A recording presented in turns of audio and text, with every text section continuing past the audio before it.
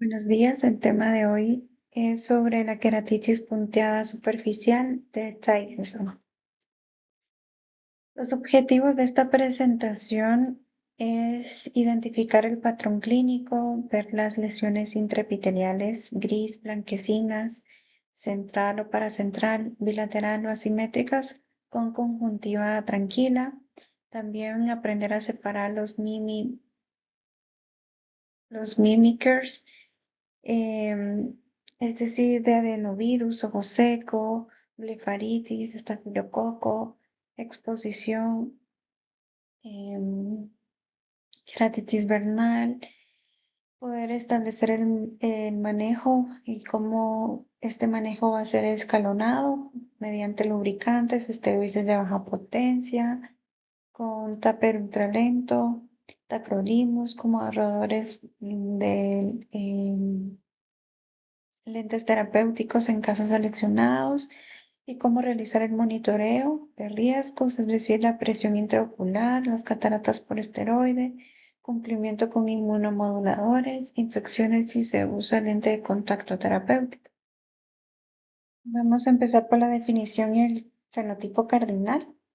La queratitis de Tyson es una queratitis epitelial crónica, recurrente y típicamente bilateral, sin enfermedad sistémica obligada.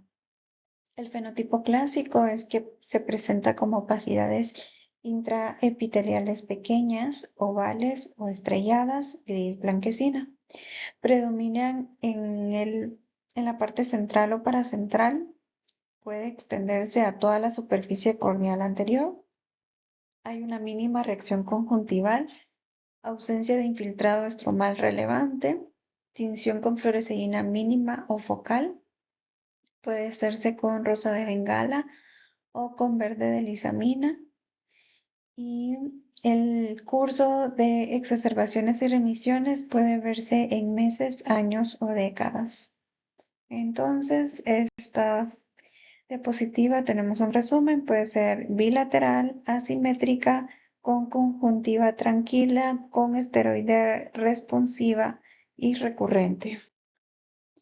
En la epidemiología y el curso natural de esta queratitis, pues se le considera una entidad rara, probablemente subdiagnosticada, y la historia clínica pesa más que cualquier prueba aislada. Se dice que inicia de entre 2.5 a 70 años, con la edad media de 29 años de presentación.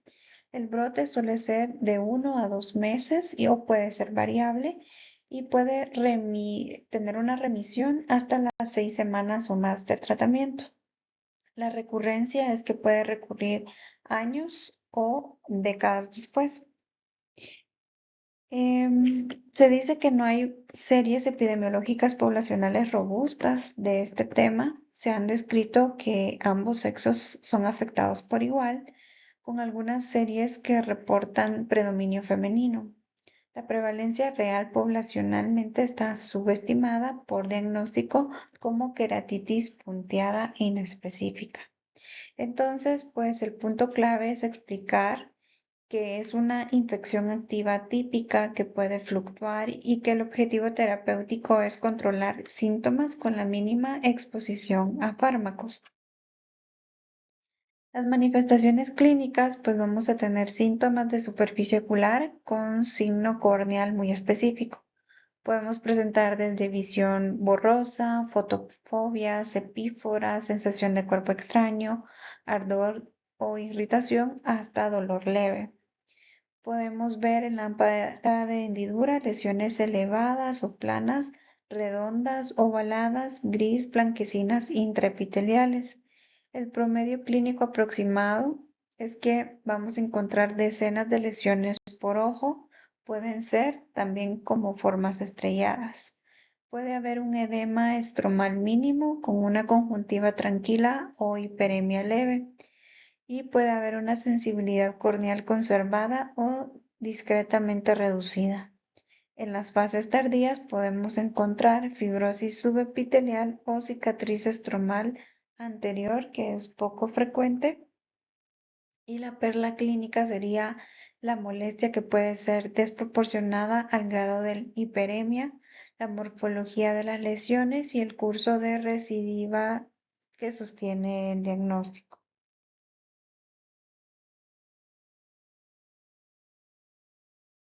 La fisiopatología de la queratitis de Tyson se dice que la etiología todavía es indeterminada. El patrón clínico va a sugerir una interacción entre el epitelio e inmunidad. Entonces, a raíz de esto surgieron hipótesis virales y también hipótesis de carácter inmune que podrían estar siendo las causas asociadas a esta queratitis. Dentro de la hipótesis viral se dice que el adenovirus o el virus del herpes simple y zóster son unos posibles desencadenantes. También se encontraron aislamientos históricos donde no se confirmaron consistentemente por proteína C reactiva y dentro de los antivirales pues obtuvieron respuestas mixtas que no sustentan la infección activa como principal mecanismo, por eso se le conoce como hipótesis. Dentro de la inmunidad tenemos que algunos describen una asociación sobre el antígeno leucocitario HLA-DR3 y también las células de Langerhans en epitelio basal por citomegalovirus y respuesta a corticosteroides como también el uso de tacrolimus. Y el fenotipo final pues es una inflamación epitelial focal recurrente, una afectación de Bowman, un plexo nervioso y estroma anterior en casos prolongados y pues no hay asociación sistémica de carácter obligatorio. Entonces el punto de discusión es que en la práctica esta queratopatía de Tyson se maneja como una queratopatía inflamatoria crónica de curso benigno. Debemos tratar los brotes, minimizar esteroide acumulado y vigilar la toxicidad terapéutica. Dentro de la patología e imagen del epitelio de Bowman y el estroma, podemos hacer uso de la microscopía especular confocal in vivo que muestra alteraciones más extensas que la lesión visible. También podemos ver o evaluar la película lagrimal con una tinción mínima variable.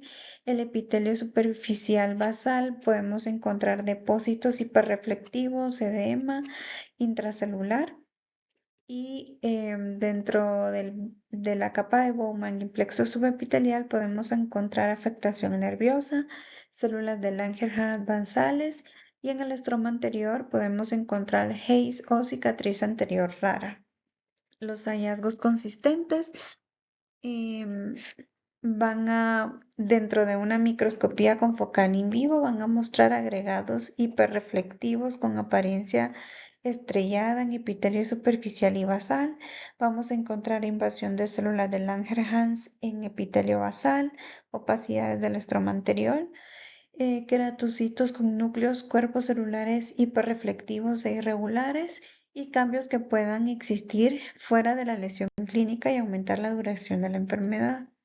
Entonces, la interpretación en la clínica vamos a concluir como una lesión que no es solamente punteado epitelial, puede involucrar, ya vimos, la capa de Bowman, los plexos nerviosos, subepitelial y estroma anterior, lo que explica los síntomas recurrentes y raros con secuelas cicatriciales.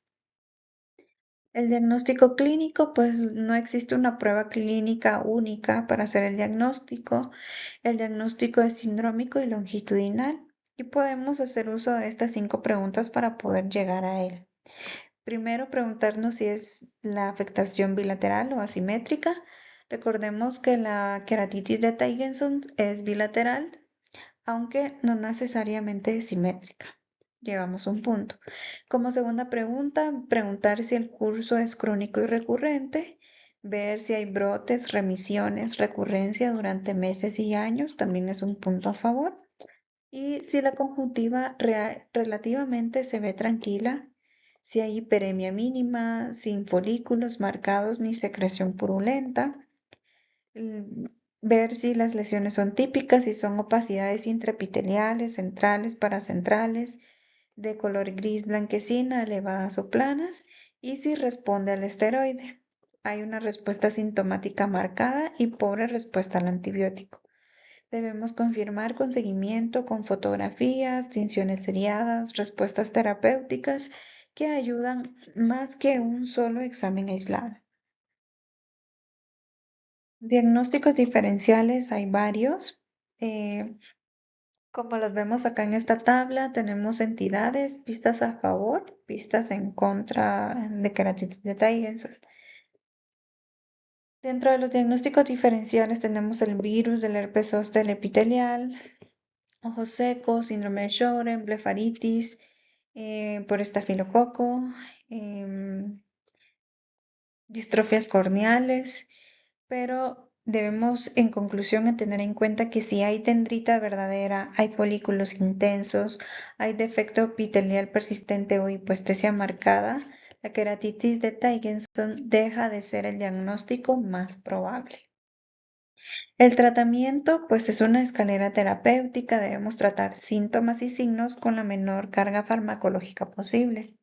Debemos empezar de forma leve, si tenemos un cuadro leve, con lágrimas artificiales, más un ungüento nocturno. Si tenemos un brote sintomático, debemos utilizar un esteroide tópico de baja potencia. Si vuelve a recidivar, pues debemos eh, hacer un taper ultralento semana o cada 15 días. Y podemos usar un ahorrador de esteroide como el uso de tacrolimus de uso prolongado. Y si es un caso refractario o severo, debemos usar un lente de contacto terapéutico más un manejo avanzado. En sí, el principio del manejo, pues no hay una evidencia de beneficio con antibióticos de la queratitis de Tyson, pero los antivirales solo se deben utilizar si el diagnóstico de inferencia lo justifica, por ejemplo, si también se acompaña de un herpes simple. Debemos evitar procedimientos de PRK como tratamiento estándar por recurrencia y respuesta parcial. Y debemos dar un seguimiento mínimo con una agudeza visual, presión intraocular, ver el cristalino, la superficie ocular, las tensiones, documentar las dosis acumuladas de esteroide y recurrencia, y si usamos lente de contacto terapéutico, vigilar estrictamente la queratitis infecciosa.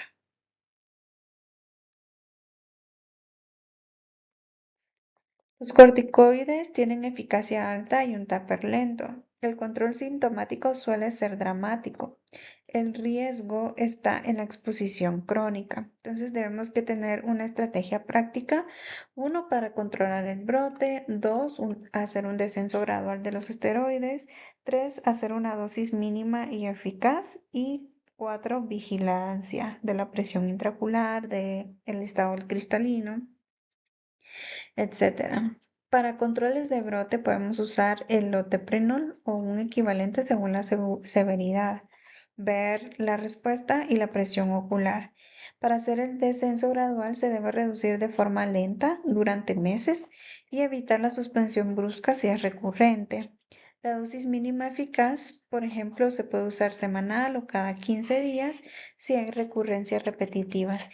Y la vigilancia, pues, de la presión intraocular, el estado del cristalino, la superficie ocular, la adherencia y la comorbilidad del ojo seco. ¿Qué riesgos podemos tener? Una presión intraocular elevada, una catarata, infecciones y un rebote al suspender los esteroides. El objetivo, recordemos, no es curar una queratitis de Tyson con esteroides, sino inducir remisión y sostenerla con la menor potencia frecuente posible. En casos de inmunomoduladores como el tacrolimus o ciclosporina A, estas pues van a ser opciones útiles como aerradores de esteroide, especialmente en casos de recurrencia o toxicidad. Entonces la ciclosporina atópica está reportada con una eficacia a largo plazo de queratitis de Tyson. Puede utilizarse en concentraciones comerciales o magistrales según disponibilidad. Las limitaciones pues limitantes son que produce escozor, es de inicio más lento, efectos vamos a ver hasta de 3 meses de uso, el costo y el cumplimiento para utilizarlo. y el tacrolimus tópico en solución de 0,02% o un ungüento de 0,03% o 0,1 en series pequeñas son útiles en casos resistentes o dependientes de esteroide con una buena tolerancia reportada. Acá tenemos una línea a través de los años, de los usos de estos ahorradores de esteroide. Tenemos que el, la ciclosporina A se ha utilizado desde 1996 a 1999. Se vieron en series de casos pequeñas con una reducción de recurrencias y se le considera una alternativa al esteroide. En el 2015 ya se introdujo el tacrolimus al 0,03% para control prolongado, no curativo durante seguimiento medio de 6 años. En el 2020 se utilizó el tacrolimus al 0,02% en 10 pacientes, vieron mejoría de síntomas y signos con una respuesta temprana reportada. Y en la actualidad, en el 2026, se utiliza el tacrolimus al 0,1%. En casos recientes apoyan el uso de este medicamento para queratitis de Tygenson refractario. En los casos severos o refractarios, pues hay que preguntarnos sobre la adherencia o toxicidad del tratamiento. ¿Cuándo intensificar un tratamiento? Cuando hay dolor, fotofobia incapacitante, pese a la lubricación, esteroide adecuado. La recurrencia inmediata al intentar el TAPER, el riesgo de evidencia de respuesta hipertensiva a catarata por esteroide y la opacidad anterior o una cicatriz que amenaza el eje visual. Las opciones de rescate es cambiar a ciclosporina o tacrolimus como ahorradores de esteroide, utilizar lente de contacto blando terapéutico o de uso extendido solo con vigilancia estrecha, manejo concomitante de ojo seco, disfunción de glándulas de meibomio o blefaritis, reconsiderar un cultivo o PCR si el fenotipo no encaja en los signos no encaja o hay signos infecciosos. Debemos de evitar hacer o recetar antibióticos de forma crónica, antivirales de forma empírica prolongada, como una cura o un esteroide potente indefinido sin medir la presión intraocular. Entonces tenemos en esta diapositiva un algoritmo clínico que nos sugiere como una ruta operativa para consultar el estado de la córnea y la superficie ocular. Debemos preguntarnos si el paciente tiene fotofobia y tiene lesiones punteadas. Si tiene, preguntarnos si es un fenotipo clásico de queratitis de Tygenson. Si sí, hay que darle un seguimiento longitudinal, hacer el TAPER ultralento o utilizar ahorradores de esteroides como la ciclosporina y el tacrolimus y revisar el diagnóstico si hay una mala respuesta. Antes de decir que tiene un fenotipo clásico, debemos excluir todas las enfermedades de diagnósticos diferenciales, como por ejemplo un herpes simple, una distrofia corneal, una queratitis por exposición y tratar la severidad. La clave está que si los signos no son clásicos o no hay respuesta al esteroide, se sale del algoritmo y debemos buscar otra etiología antes de escalar a una inmunosupresión. En conclusión, la queratopatía de Tygenson es un diagnóstico clínico longitudinal. Las lesiones epiteliales típicas, que son blanquecinas, planas o elevadas, tienen un curso recurrente y una conjuntiva tranquila. El diagnóstico diferencial evita errores terapéuticos, por ejemplo, el virus del herpes simple, ojo seco por exposición, ojo seco, queratitis por exposición, queratitis neurotrófica, blefaritis que deben descartarse primero. El esteroide funciona, pero no se usa sin estrategia. Se debe bajar la potencia, hacer un taper lento y la vigilancia de la presión intraocular y el estado del cristalino es imprescindible. El uso de los ahorradores de esteroide como la ciclosporina A y el tacrolimus son herramientas de mantenimiento. Son útiles en dependencia, toxicidad o recidivas al suspender el esteroide. Debemos recortar, tratar el brote, no perseguir la córnea perfecta. Y gracias. Esta es la bibliografía con formato Vancouver de los lugares que se consultó. Gracias.